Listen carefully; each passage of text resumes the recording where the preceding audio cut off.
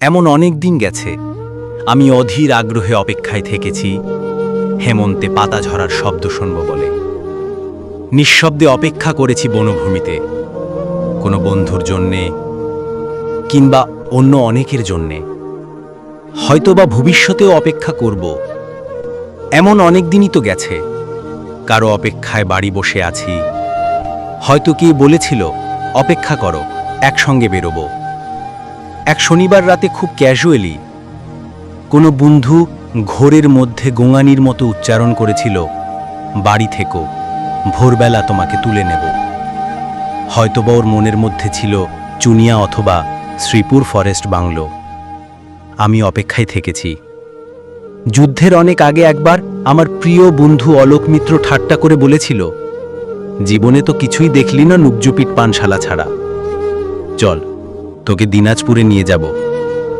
কান্তজির মন্দির ও রামসাগর দেখবি, বিরাট গোলাকার চাঁদ মস্ত খোলা আকাশ দেখবি, পলা ও আধিহার্তের জীবন দেখবি।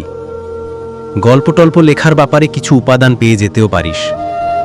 তৈরি থাকিস, আমি আসব। আমি অপেক্ষায় থেকেছি। আমি বন্ধু, পরিচিত জন, এমনকি শত্রুর জন্যও অপেক্ষায় থেকেছি। বন্ধুর মধুর হাসি আর শত্রুর ছুরির জন্য অপেক্ষায় থেকেছি। কিন্তু তোমার জন্য আমি অপেক্ষায় থাকব না, প্রতীক্ষা করব। প্রতীক্ষা শব্দটি আমি শুধু তোমারই জন্যে খুব যত্নে বুকের তরঙ্গে তুলে রাখলাম।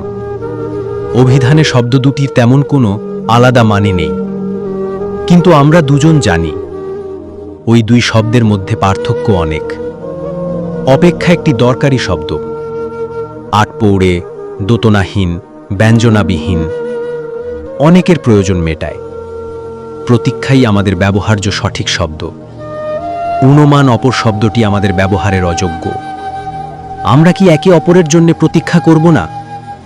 আমি তোমার জন্যে পথপ্রান্তে অশ্বত্থের মতো দাঁড়িয়ে থাকব।